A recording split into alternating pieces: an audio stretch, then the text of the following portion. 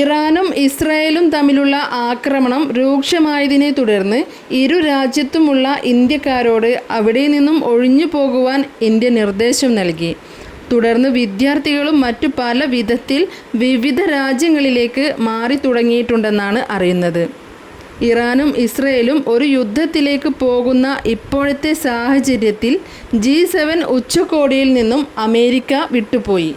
American president Donald Trump അമേരിക്കയിലേക്കാണ് മടങ്ങിയിരിക്കുന്നത്. ലോക പോലീസാണെന്നാണ് അവകാശം. എന്നിട്ടും ആവശ്യമില്ലാതെ ഇറാനെ ചൊറിഞ്ഞ ഇസ്രായേലിനു വേണ്ടിയാണ് ട്രംപ് പോയത്. അമേരിക്കയുടെ പ്രസിഡന്റ് ആവുന്നതിന് മുമ്പ് ട്രംപ് പറഞ്ഞത്, ഞാൻ ഭരണത്തിൽ കയറിയാൽ എല്ലാ യുദ്ധവും നിർത്തലാക്കുമെന്നാണ്. മൂപ്പര് കയറിയപ്പോൾ കൂടുകയെന്നല്ലാതെ കുറഞ്ഞില്ല. ഇന്നലെയും ഇറാൻ ഇസ്രായേലിൽ കടുത്ത വ്യോമാക്രമണം നടത്തിയിട്ടുണ്ട്. നാശനഷ്ടങ്ങളൊന്നും ഇസ്രായേൽ പുറത്തുവിടാത്ത കാലം വരെ ആരും അതൊന്നും അറിയില്ല. ടെഹ്റാൻ വിട്ട് എല്ലാവരും പോകണമെന്നാണ് നെതന്യാഹുവിൻ്റെ ഭീഷണി. ഇറാനിലെ കൂടുതൽ ജനസമൂഹം ടെഹ്റാനിലാണ് താമസിക്കുന്നത്. ഇസ്രായേലിൻ്റെ യുദ്ധ സ്വഭാവം അങ്ങനെയാണ്. ജനവാസ മേഖലയാണ് ഉന്നം വയ്ക്കുക. അതുകൊണ്ടാണല്ലോ പാലസ്തീനിൽ പിഞ്ചു കുഞ്ഞുങ്ങൾ ചിന്നിച്ചിതറിയിരിക്കുന്നത്. Our enemy, we're fighting your enemy. For God's sake, they chant, death to Israel, death to America. We're simply on their way. And this could reach America soon. I mean, to have these mad mullahs who are committed to destroying us in order to destroy you, to say that they should have nuclear weapons and ballistic missiles to deliver them to you, and to say that that's not your interest, well, we're fighting this war. לפני מספר שעות תקפנו את מרכז התקשורת של המשטר האיראני ששימש את הכוחות המזוינים של איראן. המרכז שהותקף משמש כרשות השידור האיראנית. על פי המודיעין שבידינו, המרכז שימש את כוחות לקידום פעולות צבאיות בכסות אמצעים ונכסים אזרחיים. פעילות המרכז התבצעה בשליחות והכוונה ישירה של משמרות המהפכה. המשמרות המהפכה קורא לאורך שנים להשמדת מדינת ישראל ולרצח העם. טרם התקיפה הזהרנו את האוכלוסייה במרחב ופינינו אותה כדי למנוע ככל הניתן את הפגיעה בבלתי فضای غبار آلوده استدیوم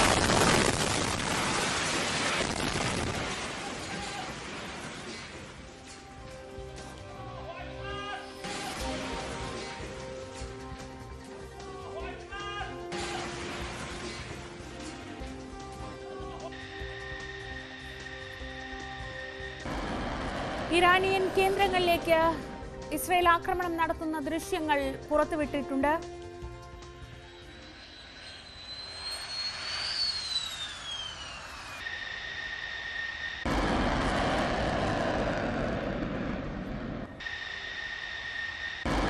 ഇറാന്റെ ഔദ്യോഗിക വാർത്താ ചാനലിൽ live ഷോക്കിടയിൽ missile വീഴുന്ന ശബ്ദം ഇന്നലെ എല്ലാവരും കണ്ടതാണ്. വാർത്താ മാധ്യമങ്ങളെ ഉന്നം വയ്ക്കുന്നത് എന്തിനാണെന്ന് മനസ്സിലാവുന്നില്ല. ഇറാനിലെ ജനങ്ങളെ തെറ്റിദ്ധരിപ്പിക്കാനുള്ള ഇസ്രായേലിൻ്റെ ബുദ്ധി തന്നെയാണത്. ഇറാൻ ഗവൺമെൻറ് ഔദ്യോഗിക വിവരങ്ങൾ ജനങ്ങളെ അപ്പോൾ അറിയിക്കാതിരിക്കാനും അതറിയാതെ ജനങ്ങൾ ആ ഭരണത്തിനെതിരെ തിരിയാനും വേണ്ടി മാത്രം ചെയ്ത ആക്രമണമായിരുന്നു അത്. Well, we can look at the first 48 hours of this operation where we have pushed Iran's nuclear plan back. Before we operated, our intelligence indicated that Iran is approaching a nuclear bomb imminently. And that is something we can't accept, and we believe our operations have pushed them back, have set them back in that regard, and we're still operating. This is still an ongoing situation. We understand they're going to try and attack us. We understand there's still a way to go, but we have prepared for this. We are ready. Doesn't mean it's going to be easy or simple, but we've prepared for this and we're ready for it. We've had so far, there have been hits, sadly, to our civilians. Iran is targeting our civilians, but we've also been able to defend most of those attacks. Iran has fired many hundreds of projectiles towards Israel, both UAVs and ballistic missiles, and we've been able to intercept most of them, but no aerial defense system is 100%, and that means that some ballistic missiles are going to hit. ഇന്നലെ ടെഹ്റാന്റെ മേൽ നടത്തിയ ആക്രമണങ്ങൾക്ക് Iran മറുപടി കൊടുക്കാൻ ഒരുങ്ങുകയാണെന്നാണ് പല മാധ്യമങ്ങളിലും report ചെയ്യുന്നത്. പലയിടത്തും അപായ സൂചനകളായി സൈറൻ മുഴങ്ങിയിട്ടുണ്ട്.